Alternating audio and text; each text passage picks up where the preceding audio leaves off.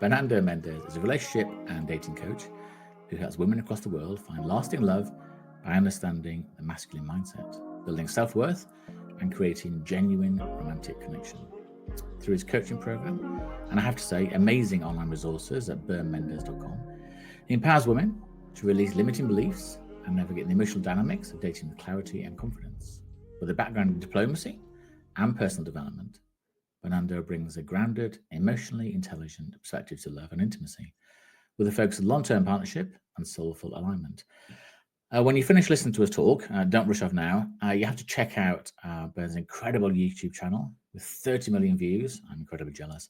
901 videos and hours of amazing content. It is a treasure trove of actionable insight. I started looking at some of your stuff earlier in the week, and I looked at the clock, an hour and a half had gone by. I just kept clicking on things, which is good, I guess, is what you want. It's very, it really draws you back. First of all, thank you so much for joining us. You're incredibly kind to give us your time. Well, thank you so much for inviting me. Well, I think we both agree it's a super important topic. I think love, relationships, happiness is what we're here for, really. But I wanted to take you back a little bit, if that's okay, Sure. just to understand what your formative years were like. Could the person you were then recognize the person you are today? Is there a close association? What was the sort of path that you followed? I think anyone who is really into something, anyone who is honest about it, at least in my life experience, there's some level of pain that brought them to attempt to solve a big dilemma or challenge, whether it's a chef, or whether it's a therapist. For me specifically, I am someone who was born and raised in Mexico City, very sensitive heart from a very young age, and I'd say my attachment style from an early age became more anxious than not. I mean, through life experiences. Yeah. And I found myself at the age of 17 very depressed and not knowing how to change it. And part of that depression came from me wanting connection, me wanting to be loved by someone other than my parents, and not knowing how to do it, and falling for people who would be great to have me as a friend, but not necessarily as a partner. And it came to a halt at one point, and my mom was wise enough to find some help for me. And when I found kind of like the light at the end of that tunnel, in a way that was different from what I expected, it wasn't therapy, it was just coaching that I experienced then. I felt a strong calling to say, well, if this is something that's helping me right now, how can I use some of this to help other people who are facing something similar? So that started my early journey of figuring out my own stuff, and also a deep journey to help others who are suffering in some way. It is amazing, and you're so right. So many people I've talked to on this podcast have had some form of setback or trauma or difficulty or in their lives that they've then sort of thought, hey, I got through this. How maybe can I help other people? What can I do? And it's you never want people to have gone through anything in the beginning, but you are very grateful. I'm very grateful that people then decide to actually take on board the responsibility to help and guide other people, really. I know one of the things that you worked in was diplomacy. I think that's not true. Not diplomacy. I worked in some startups, and I worked. I ran a few businesses before this, but I wish I were a diplomat. How did you enjoy working in startups? Was that sort of literally from the ground up? You sort of dived in and everything needed to be done? Always enjoyed entrepreneurship. I think that's one of the things that I saw. My grandfather was an entrepreneur. My dad was an entrepreneur.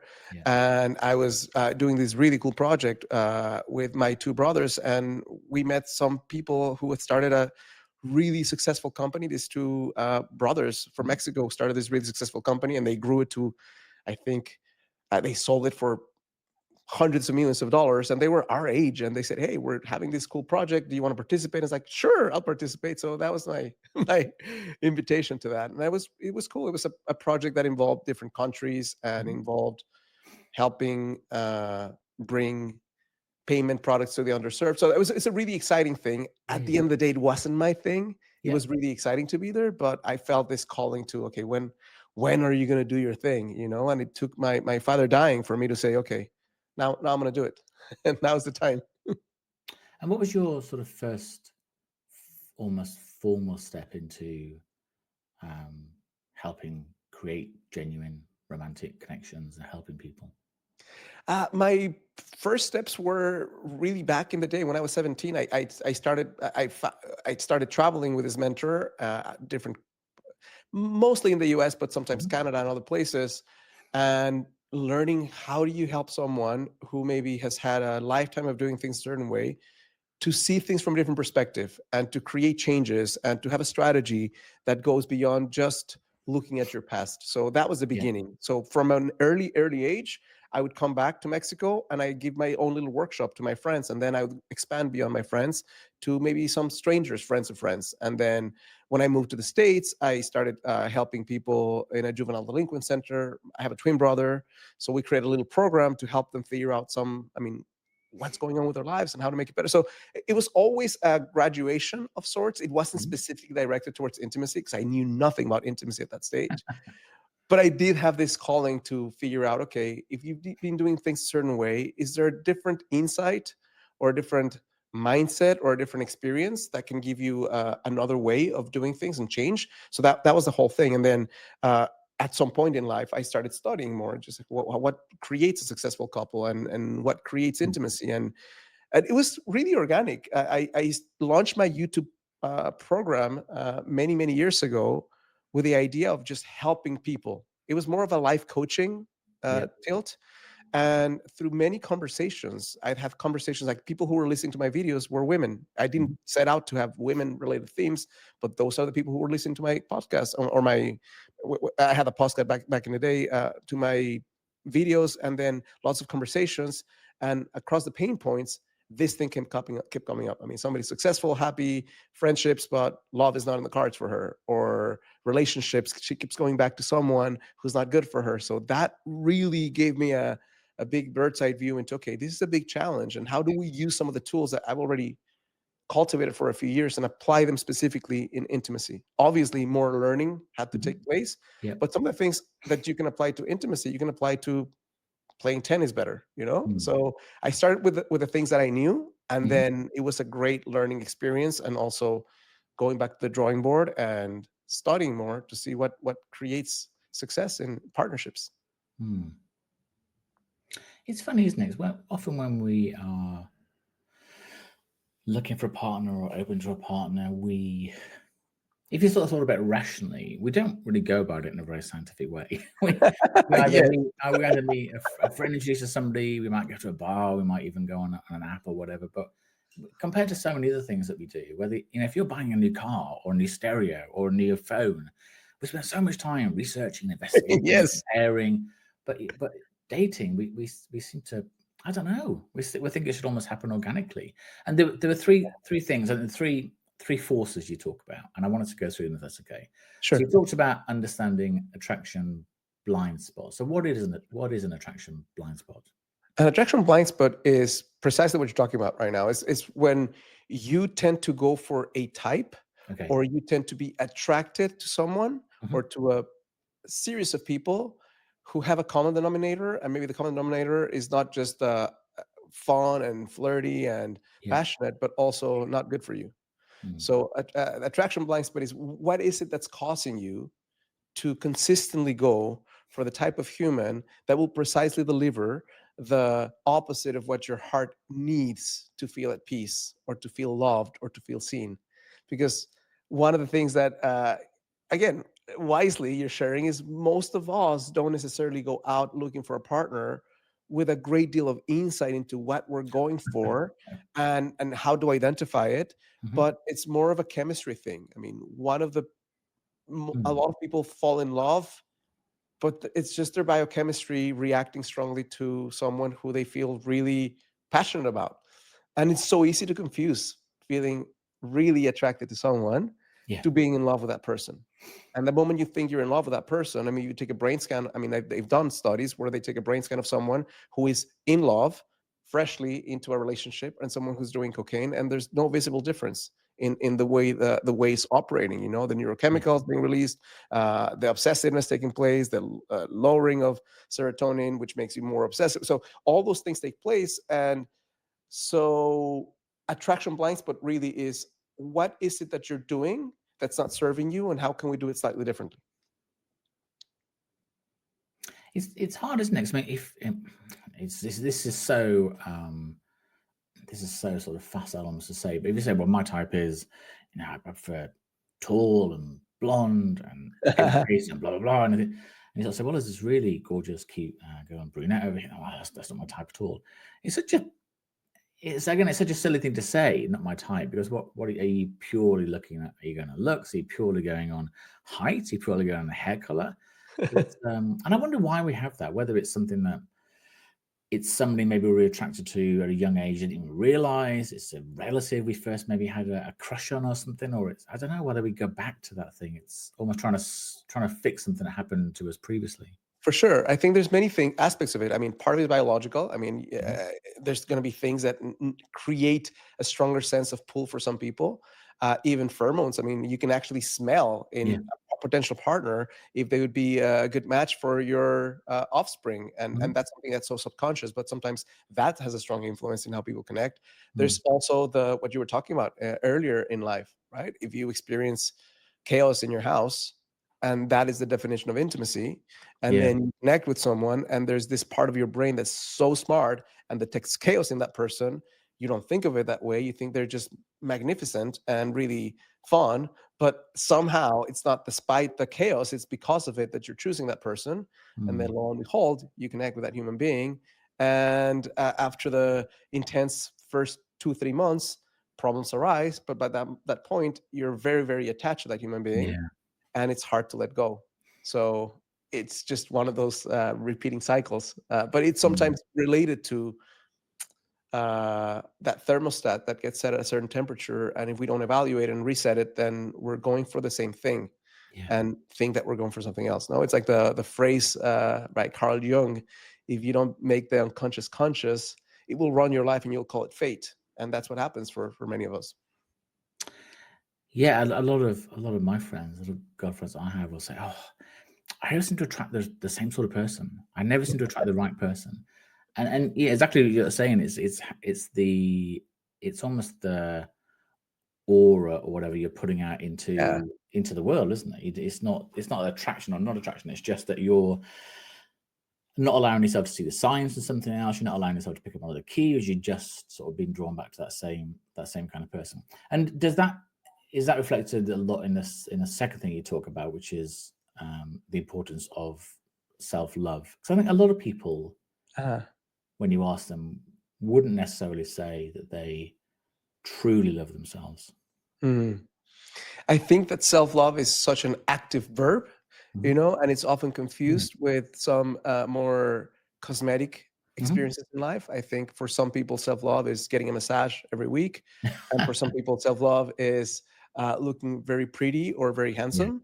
And there's nothing wrong. I mean, I'm not saying that's not part of it. I think self-love at the deepest level is loving yourself even in the worst of your moments, forgiving yourself for the things that you think you should have done but didn't do, and taking an active, very proactive stance into your mental health, which doesn't sound sexy or doesn't sound loving. But without that aspect of things, if your hardwiring is not working properly, you're not going to be able to pull it off. I mean, you can't white knuckle your way through self-love. So sometimes some of the most basic things and most boring things, like Mr. Miyagi, wax on, wax off, and paint the fence. I mean, some of those things are self-love. Wake up in the morning and not looking at the news is self-love. Taking a walk in nature is self-love. Saying no thanks when somebody's offering a bad offer, emotionally or love-wise, and you feel really compelled because it feels so exciting in the moment, but it's not good for you. That's a lot of self-love. So self-love comes in different shapes and forms, and it's not for me to judge which one is better. I just know from my experience of helping others that there's a big component that's not necessarily talked about enough, which has to do with mental health and with self-forgiveness. Because if that's in place, including also having a relationship with the younger version of you or different parts in you, all of that makes up for a healthy, sustainable, very practical, non-new age self-love. No, I like that. Yeah. I wanted to come back to the third element you talk about, but just to talk a little bit about Sure. one of the challenges I think we have in society now. We talked a little bit about where we are in society before we hit record. That is that I'm not sure that men necessarily understand what masculinity is all about, and I'm not necessarily sure women completely understand what sort of man that they want. And it feels that we're both a bit confused as to as to who we are and who we're not. 'Cause men have been responsible for some very traumatic events.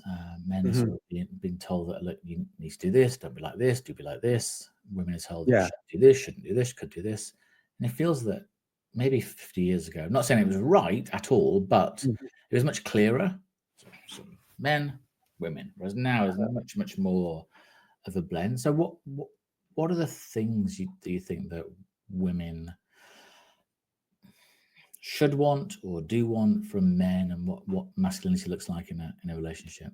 That's a big question. So Sure. sorry, No. I've got you here, so I'm going to ask them. So I'll answer this in parts. I mean, I'll talk about a study that was done first time 1989 by David Voss, and that basically evaluated what people want in partnerships. And they asked women, "What are you looking for in a man?" Yep. You know, and one of the highest responses from 37 countries, in no matter how successful the woman was or if she had kids or not, was a man who can be protective. You know, so they said, well, I mean, that's 30 years ago or whatever. They did the same thing in, I think it was 2022 in now 45 countries, and the same result came up.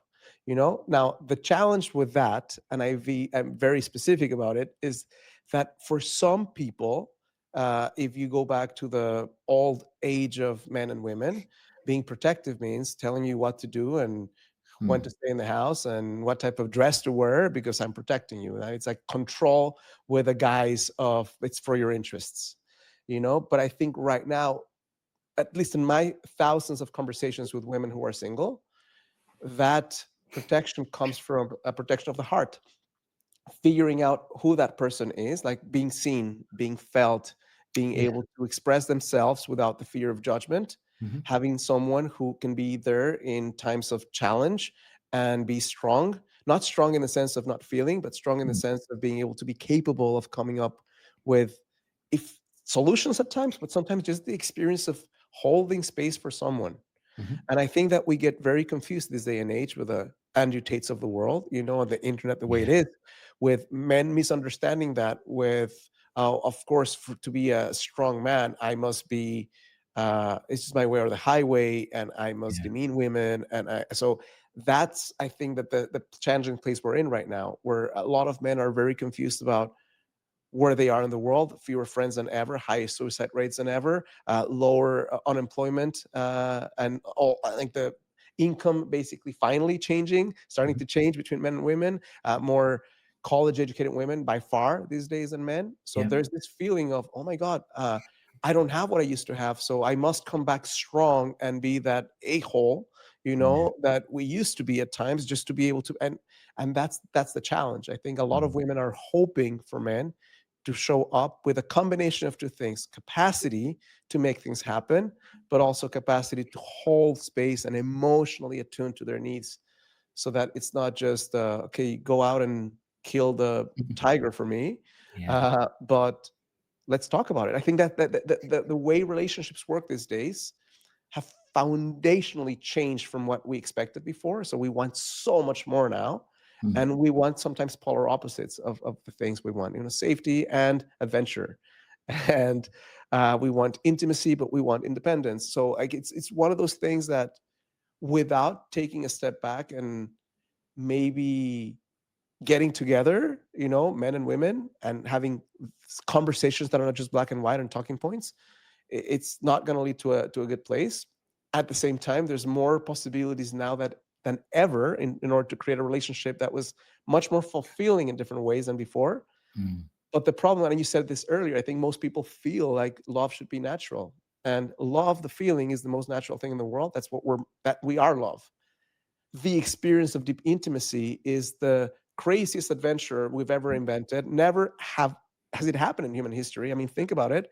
And so now it's possible, but without the skills, it's one of those things that you can look at in a, I don't know, as a high goal, but we're not going to reach there. So we need to figure out how to learn those skills, so we have a shot of that high experience of intimacy that we seek. That's a really good answer, and I think I was just thinking then as you were talking about my my grandparents. Yeah. So this is literally two generations ago. Yeah. So they were part of the Second World War, and my grandfather was a coal miner.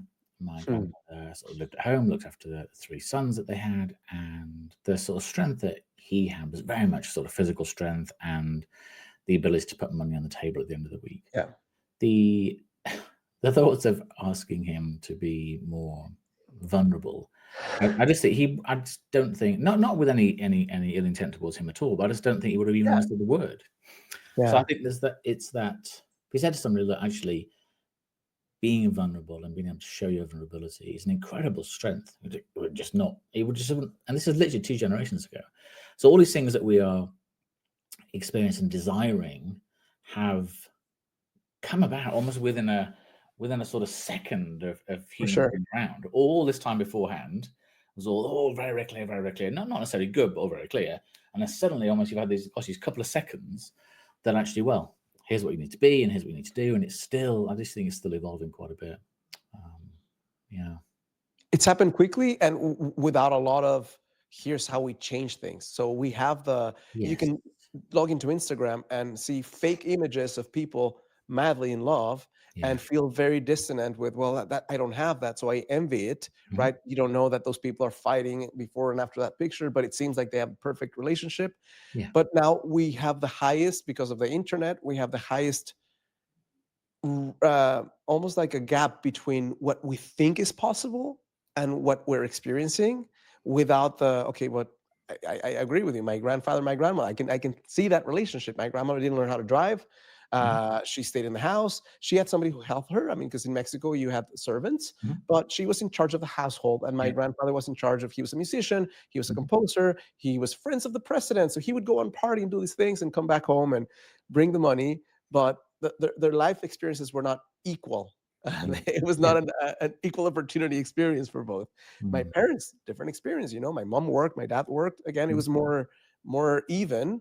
But still, I mean, I think that if I look back into what they experienced, there's elements of that I love, and there's elements that I want more deeply than what they experienced. So we keep raising the bar in terms of like expectations. You know? Yeah. How quickly do people realize whether something is going to become a relationship or not? So when you counsel your clients and you support them, and you talk to them, and you engage them, go through the plan, they go on a date, they meet, they have maybe coffee, they go again a few days later, maybe for dinner. How quickly do you know whether it's something worth pursuing? That sounds so cold, but do you know what I mean? Because you don't. Sure.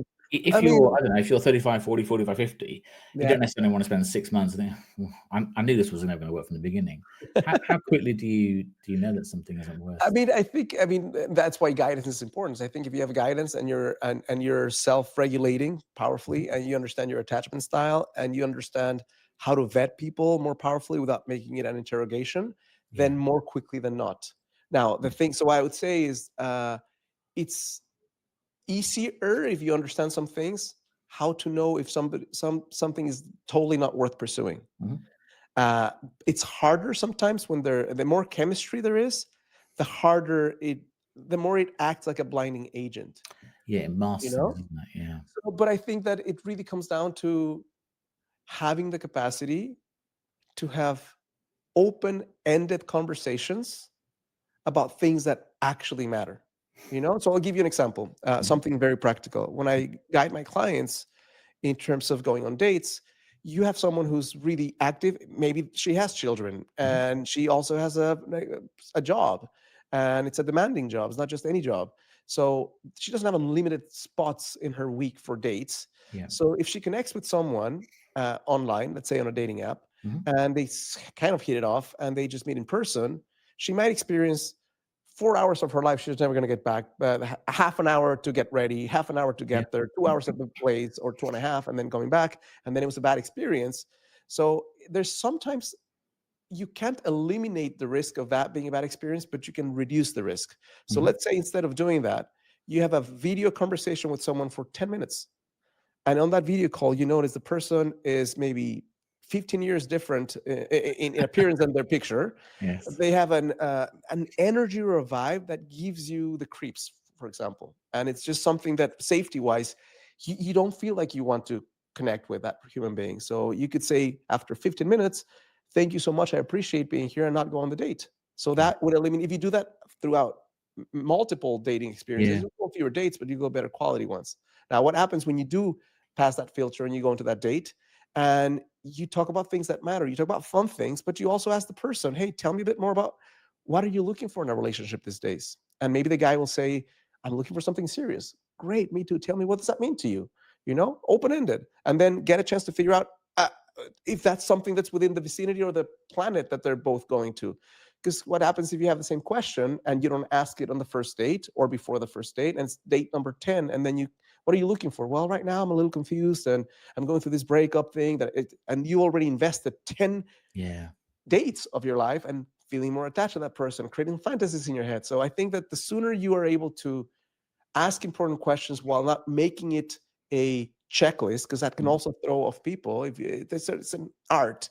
How do you connect with people, get the best Yeah. communication going, and also find out really important things, so that at every step of the way you can figure out what's possible. Another thing that's really helpful in discovering if somebody is worth experiencing a relationship with or not is inevitably something will be a disagreement.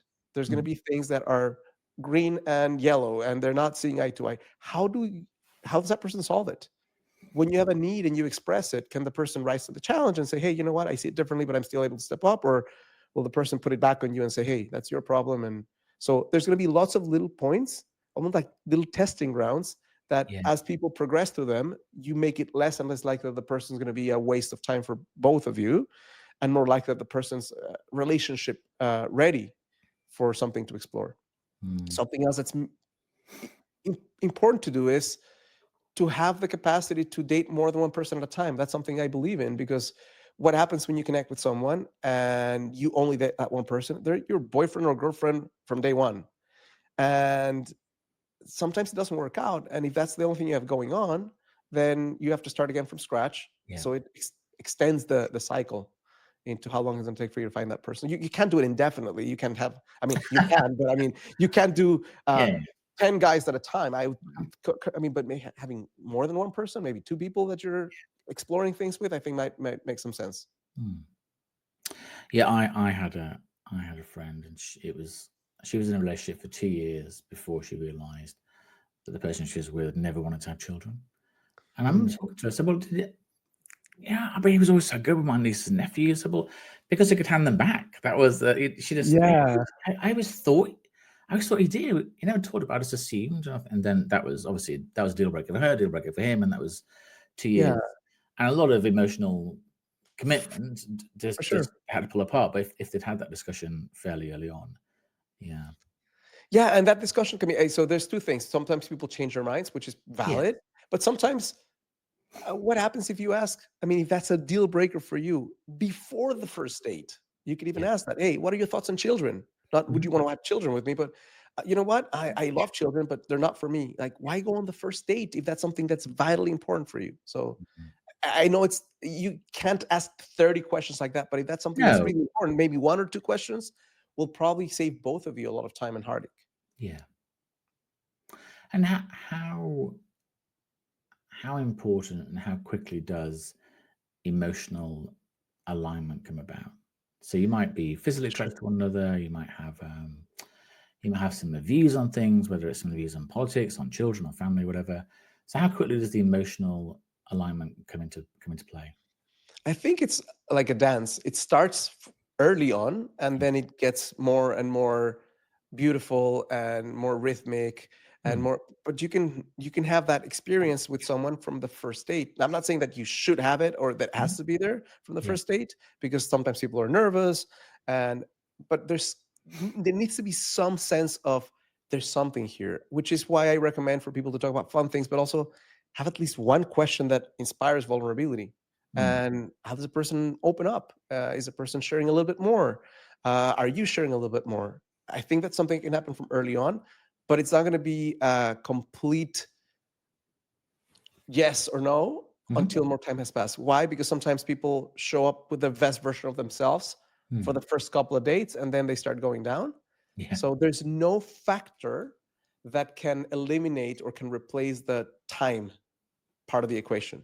Yeah. But the quality of the communication, the quality of the attunement within that experience, it's something that you can start gauging from the beginning.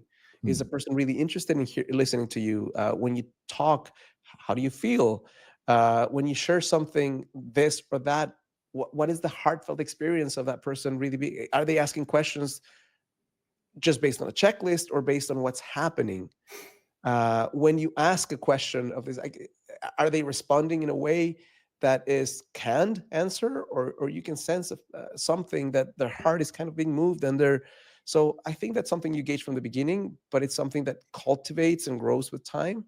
And just like chemistry can grow, emotional attunement and the ability to gauge each other's emotional capacity is going to be something that's going to be tested, throughout many experiences, and not just dinners, but going out in nature, meeting with friends and seeing how they connect with other people.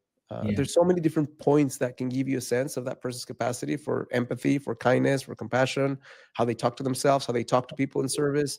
Like all those little points will inform, like, okay, is this person someone that I can be relational with? And one of the things you talked about in your third point around developing an attuned dating plan is, and I really like this, was about creating scenarios where you're putting yourself in the best possible position or place to meet good people. Yeah. If you could, share a little bit about that.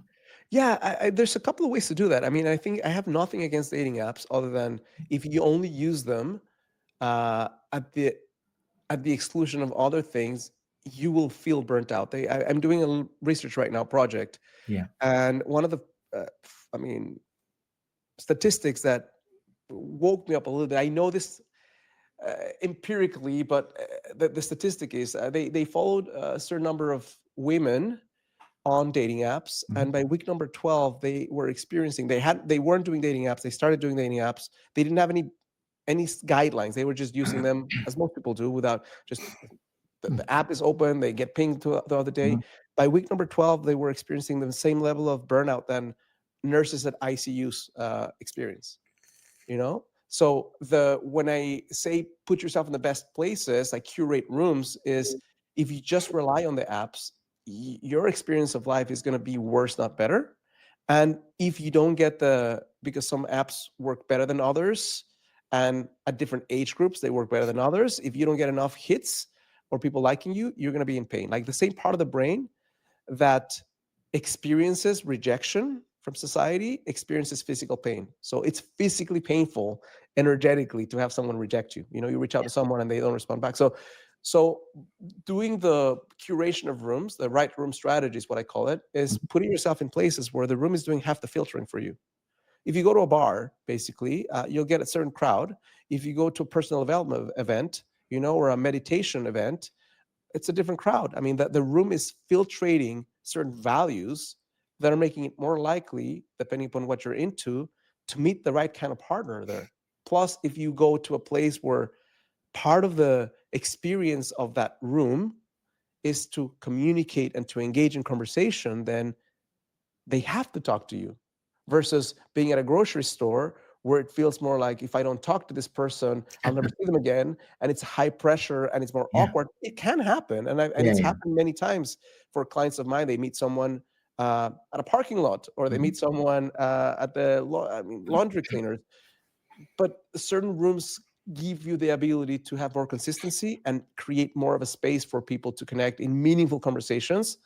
And it's easier for a guy, for example, to ask you out as a woman if you're sitting next to them and you're already talking, than if you're far away in a different part of the room, and you're strangers. So it's and the energy that you go into that room matters, because if there's a side of you that's more burnt out and cynical and jaded, go into that room, and the part of you that's more optimistic and connected to your light and expressive, you're going to have a very different experience. What you focus on, who you are. And Rumi used to say, who you are shout so loudly at my being, I cannot hear what you're saying.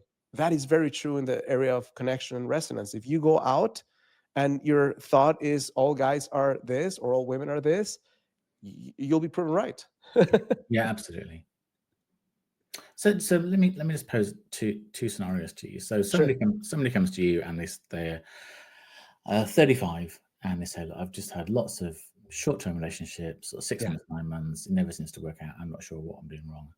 And then somebody else comes to you, they're maybe 50, they've been through a divorce, they have been with their husband for the last 25 years, haven't dated anybody, and they're just terrified to get back out into the dating scene. How do you handle those two different different challenges?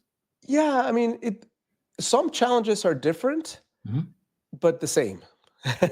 And so it depends on the individual, really. I think that because generically right now I could say, well, I would do this or that. But if the person, for example, that's 35 is more of an avoidant attachment style, then I would deal with it differently than if they're anxious attached, for example. But if both come from a place of I'm starting again and I don't know where to start, then I would start the same way with both. It would mean, let's take a step back. Let's stop dating for a second.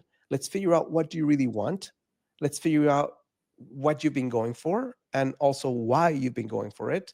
Because it's something when your brain understands things, it doesn't necessarily mean you've changed them, but now it's like when you see the Wizard of Oz and there's this guy in the little room. I mean, you can see the thing there, but it's not scary anymore, right? Yeah.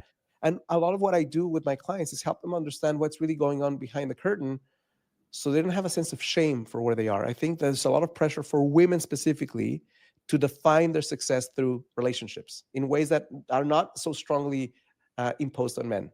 And because basically we have this idea that things should happen naturally, and I have a great job and I have that, but I haven't had that, then there's a feeling of there's something wrong with me.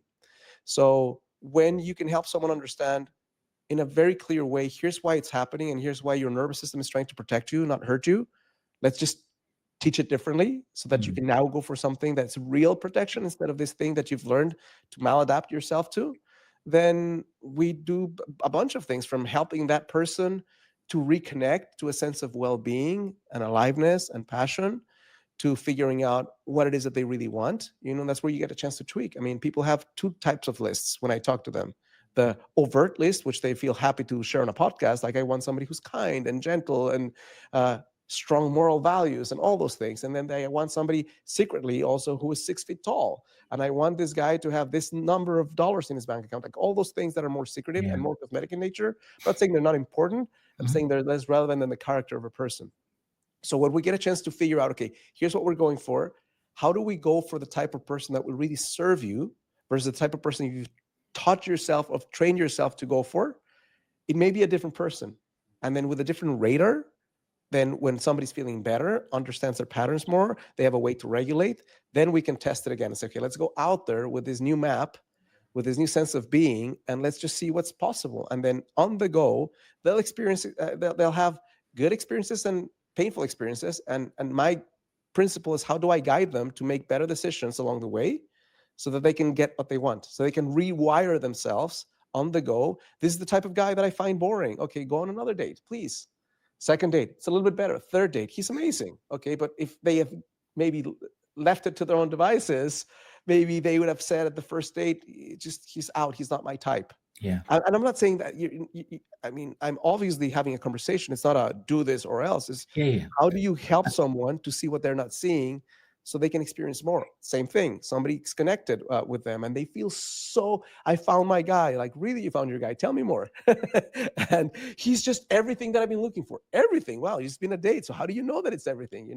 How do you help someone slow down so they don't do something that they'll regret a month later?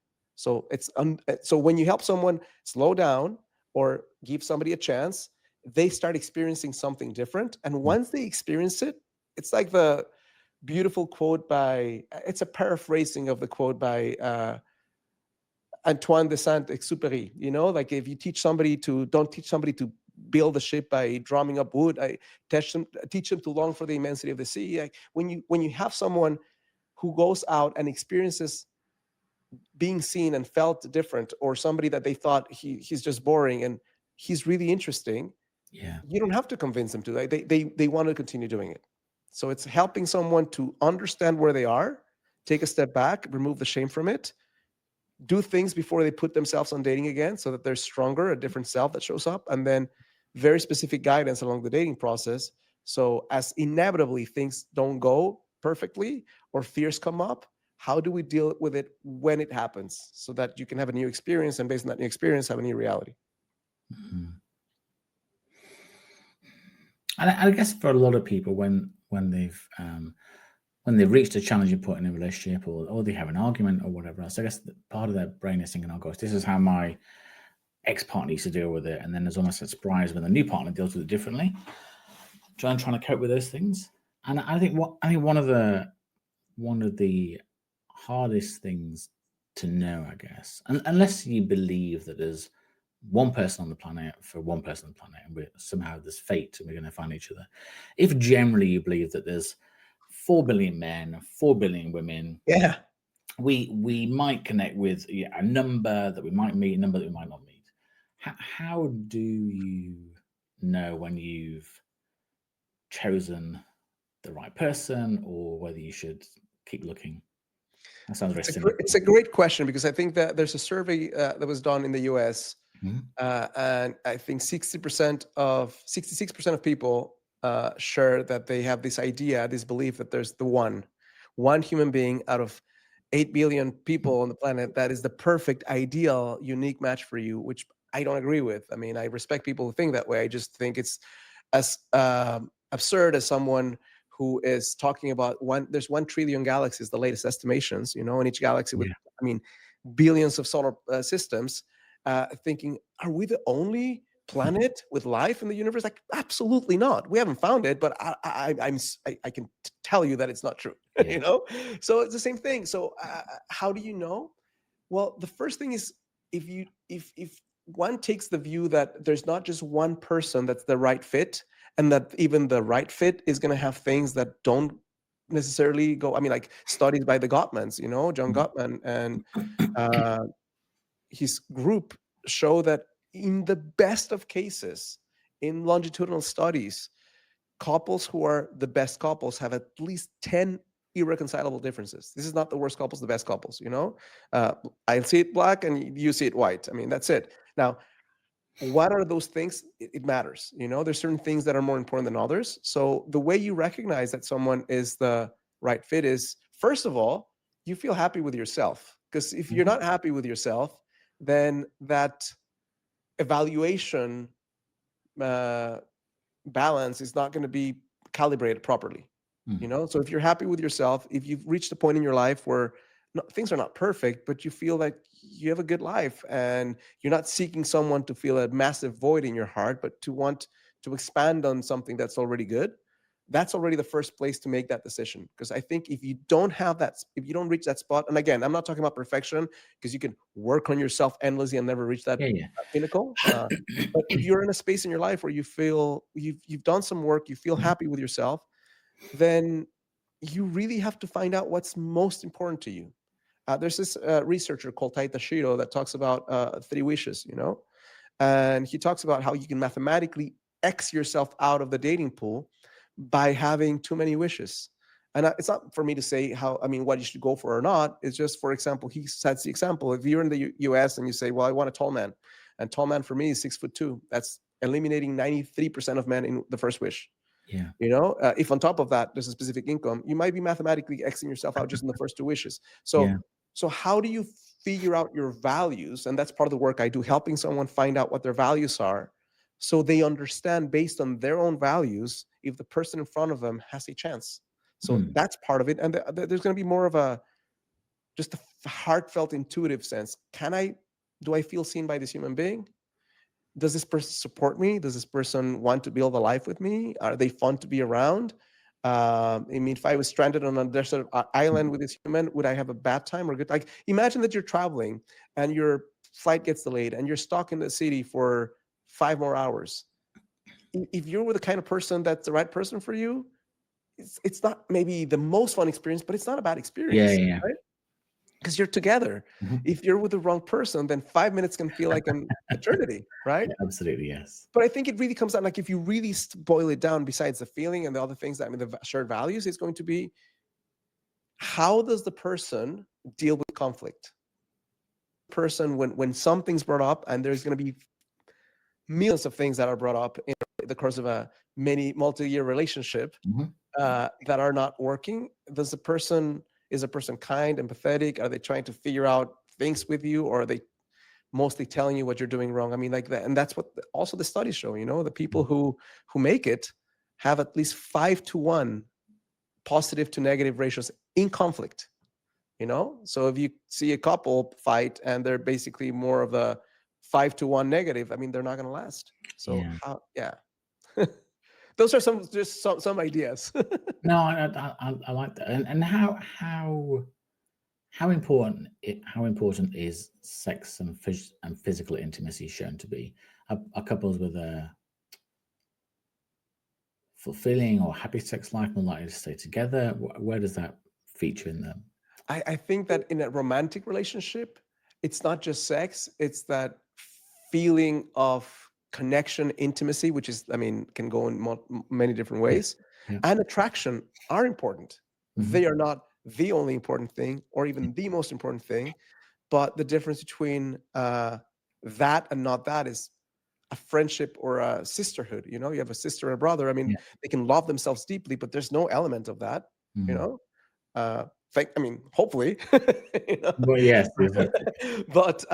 but with another human being that you're connecting with, that you're going to spend so many hours of your life with, there's a part of you that wants that connection, that spark, that intimacy. And I think that not having that obviously leads people to do things that are not good for the relationship sometimes. I mean, I'm not justifying it, but that's Yeah, why a yeah. lot of people go out and find something else. It's not even, they want to feel more alive. If you don't have that Mm. element, the feeling of aliveness and connection isn't as strong. So it's something to cultivate and something to look at in this society. Sometimes it's something that's more valued than maybe I think it should, in the sense that some people are in relationships right now purely for that reason, and they're trying to extend it as long as possible, and they're not able to because there's nothing else there to really sustain it. But the sex is great.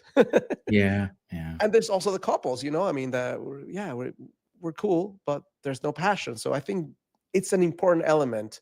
Mm. And the notion that you could be with somebody for 50 years and that's not going to fade or move in some way if you don't do something active about it, I mean, also is crazy. So how do you cultivate the newness in the relationship, the exploration of new ideas, the not thinking that you know the person 100%? Like, you never know the person 100%. So how do you maintain those conversations, and how you have that? I mean, Esther Perel talks a lot about it, how the right balance between closeness and distance, right? Mhm. So that it's not taken for granted. So you take a little bit of time, you can see that person from a distance, whether it's taking a trip on your own or whether that's something that you build into the relationship, so that there's still element of freshness and newness, and not just, okay, I guess we're seeing each other again because we sleep together. Yeah, yeah. One of the things that I really love on your website are the photographs of happy people. People that Yeah, have found their partner and they're happy, and some of the testimonials they're very moving, they're very emotional. Without betraying any confidences, are there a sure. couple of positive stories you could share about people that maybe were in a difficult place and they did find the right person? Yeah, I mean, a few come to mind. There's one that because I was writing about it the other day, that I can think of right now. There's this woman, and she's on my website. Ashley is her name, Mhm. and she'd gone through a really painful experience. She was in what she determined at the time was the love of my life. She found the person; they were madly in love. He's a soldier. He gets deployed to Iraq, and then lo and behold, he gets that knock on the door with a flag, telling her that he's gone. And when that happened, she was so crushed, partly because, I mean, it's something that at very young, I mean, being a widow in her early 30s is something nobody expects. Also because if you lose someone that's yeah, okay partner, but that person was really meaningful to her. Best friends, you know? So she had built up in her mind subconsciously this idea that finding someone would be betraying him. She Yeah. wasn't conscious of it, Yeah. but she went through a bunch of relationships that were very painful. You know, when we started working together, she just ended something that was painful with someone who was far less than what she'd hoped for. And I remember, because sometimes you have this experience when you're helping someone and it's a brief moment of grace and something, you can see the light come into that person's eyes, and she just got it. We were talking about how the love that she experienced in her mind is something that's going to be replaced with something else. And I said, what if it's not replaced? What if it's in addition to? What if this love that you experience is going to be the beacon that's going to allow you to find that same frequency? And almost like this person is going to, this soul is going to help you connect to this other person, because what does he want for you? And we went through this whole thing. It was maybe an hour and a half of conversation. And the very next morning, she lived in Austin. She went to Whole Foods, and somebody stops her. First time in her life this ever happened, saying, you look so radiant. You're so beautiful. It wasn't the guy she ended up being with, but just that awareness that from opening up a little bit of a window, a new expression of her, no changing clothes, no losing of weight, no makeup, like just that in the morning in jogging pants, you know? So a little later, she had a friend that been witnessing her growth transformation. She saw the change in aliveness, and she said, I want much more than friendship. Like, let's test this. And she was a little reluctant. They want, I mean, they're married, they live in Hawaii, they have two beautiful children, but experiences like that are so rewarding, because you never know when the right insight at the right time is going to help someone do things differently going forward. And that's really what motivates me to do things this day and age. You know, another example that comes to mind is I worked with someone a couple of years ago, and she was in her 60s, other end of the spectrum, you know, and she was having breast cancer for the second time before we worked together. And as she was having breast cancer for the second time, she got divorced. So it was like the worst time of her life. You know, she ended she got divorced, entered a relationship that was okay, but became a little addictive. And then when she came to me, she's almost like she was starting to lose hope, and to help someone at that age to go at it again. And she found an amazing guy. She loves cycling, so she found a guy younger than her. He's into bicycles. They're been together for now a year. She has a promise ring. I'm not sure if they'll get married or not, but just that they want to spend their lives together. Yeah. And to have someone who lost hope in this to come back and say, hey, she said something along the lines of, I feel like I'm starting again, which is incredible. You know, starting again at 65, that's beautiful. It must feel incredibly uplifting to be a big part of that, of helping people literally change their lives. But there must also be times when initially you hear some challenging stories, perhaps people that have been through trauma and they're struggling to get past it. How do you look after yourself? How do you make sure that your mental well-being remains robust? Sure. I mean, it's a great question. I'm someone that if I don't do the things I do, my natural state would be to go towards depression. Or so the things that I do that help me is I exercise every single day, not minus one. And I'm in nature every single day. I live close to a nature preserve. So every morning I wake up and I see the sun come out as I go up and down a mountain twice. I ground myself and I meditate in front of a river. I have a cold plunge that I don't use as often as I used to, but at least once a day I go into the cold plunge, which helps me to just after I exit that space have more more excitement. Um, I take lots of supplements that are helpful for me, you know, and I'm not saying I'm suggesting in any way anyone should do this, Yeah. but I know given time and what I've tested, things. I mean, omega-3 is a must for me every day. I mean, a lack of omega-3 has been proven to increase incidence of depression. Vitamin D is something I take every single day because my DNA doesn't produce vitamin D from the sun. Mhm. Um, Same thing, my DNA. And this is, I talked to a PhD who evaluated my DNA and say, hey, one of the challenges basically right now is you're not very good at synthesizing serotonin. So I take a precursor to serotonin almost daily, which is 5-HTP. So there's a few things I do, from the Mm. supplements to my eating habits. I very little sugar and very little processed grains, because I know that also what I've done it, it impacts my ability to, I mean, my ups and downs emotionally. So that's something that I do. Journaling is really, really helpful. I don't do it daily, but when I feel really overwhelmed, Mhm. I just let it out completely. I put everything on paper, and then I just move the page. Brené Brown talks about a shitty first draft, and then you can come back and say, okay, even by the end of that journaling, sometimes I already come up with the good ideas, but I start with something dark and Yeah. negative, and then I come up into the other. So all those things are breathing also is something Mhm. super helpful. Conscious breathing, 4-7-8 would be one of the that I practice the most. I measure a lot of things with my little Aura ring, my stress level throughout the day, my movement, my sleep habits.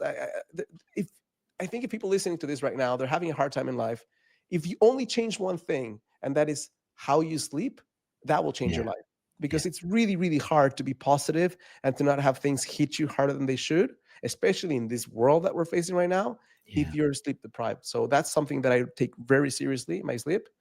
So the combination of those things makes it where I have a lot of buffers right now to feel equipped to be able to bring my best self. But I'm a human being and I live life, and there's disappointments. So there's every now and then I need more. I mean, Mhm. therapy has been incredibly helpful. I'm not in therapy right now, but I've taken therapy multiple times in life, Mhm. and I've been coached by people who are very helpful in terms of helping me figure out my own stuff. I had a beautiful experience of going to what I call a trauma camp 2 years ago with a very gifted therapist. It was like 4 men and this person and me for 6 days, just working out things from childhood. So all those things help inform basically how I do things. And also when I connect with someone, I'm really conscious of, and that's why I have conversations with every single person I work with. I don't have somebody else having those intakes. Mhm. There's a difference between coaching and therapy, and I'm not a therapist. I mean, I understand a lot about psychology, but it's not what I do. So if somebody comes from a place that really needs therapy, I'll suggest that before I work with them, because the last Mhm. thing I want to do is re-traumatize them by asking them to do things that they're not ready for, Yeah. or they haven't healed from. So that's also something that's really powerful and something that's really called for in the coaching industry. I think because coaching is a lucrative industry, and there's a sense that I should be able to help anyone. Many people take any person Yeah. without them having a backup or that person having gone through the right approach. Mhm. So it's really important to make sure that the person that you're working with is really a coaching client versus a trauma client that needs to be handled by someone else. Yeah, and for people that are looking for coach, I would say the biggest thing on your website that got me was the testimonials. So if Mhm. people that work with somebody that have good things to say about them, if people have no testimonials on their websites, Yeah, maybe if you don't know anybody that's been to see them and they're promising results we can guarantee results in yeah, 28 days, and it's not like, or one session, or you think, no, that's not going to work. yeah. The final question, so I don't take Sure. your entire day, No worries. and maybe it's a harder one really, but do you have a plan or a vision for the future? What do you feel the next maybe 5 or 10 years might bring for you? I mean, great question. I'm getting close to publishing some findings. I've been doing this research Fabulous. specifically about dating for women in midlife, Hmm. gathering lots of data points right now that make it very, very clear that this is a specific challenge. It's not just imagination. It's not just so low Yeah. self-esteem or Mhm. somebody not putting themselves out there enough. There's real legitimate reasons why this is a challenge. So that's part of it, basically publishing that research and honing in more on that. I'm very focused these days on neuroscience. So I've been learning more and more and more to apply in my life, but also help my clients through this. So I see myself really growing more and more into that, because I see it as the only way to help people long term is to really understand how their nervous system and brain works. Everything else is just I don't know, a band-aid if that's not handled properly. So Yeah, yeah. that's much more of my focus these days: trauma informed, neuroscience based work, and yeah, and seeing what else develops, in terms of I'm creating different kinds of videos right now than before. So I'm having fun with that. It's not always easy, No. but it's fun. I'm doing a lot more of this. Like, I just started this year doing the podcast stuff, and that's been really enjoyable. So I'm sure something good will come. I have someone right now who, a friend of mine. I'm from Mexico, but I've never actually shared any of my work in Mexico. So she's getting me right now, about to start putting me into podcasts in Mexico. Oh, So I fabulous. think that's something that will develop, I mean, programs perhaps there in Latin America and stuff. So I'm excited about that because it's part of the world that I needs this work. It's my blood. And just for leaving here, I've not been doing it. So I'm excited about that too. Just don't forget that there's only 24 hours in each day. Yeah, I Make sure know. you do have some time to go on vacation, and all For the other things sure. that are important. Yeah. Yeah. Thank you so much for your time. I'll put lots of links into the notes, and people should really look at your website and absolutely go and look at the videos, because there's so much there that's you give away so much for free, which I think is very, very genuine, very honest of you. So Well, no, thank you for what you're doing. I think it's super important, and I look forward to seeing how life progresses for you. thank you very much for having me here. I really enjoy this conversation. I mean, as I said, I've been doing lots of podcasts, and I really enjoy when someone has this nuanced approach and is insightful and heartfelt, and it just means the world to me. So I really appreciate your invitation. Oh, thank you.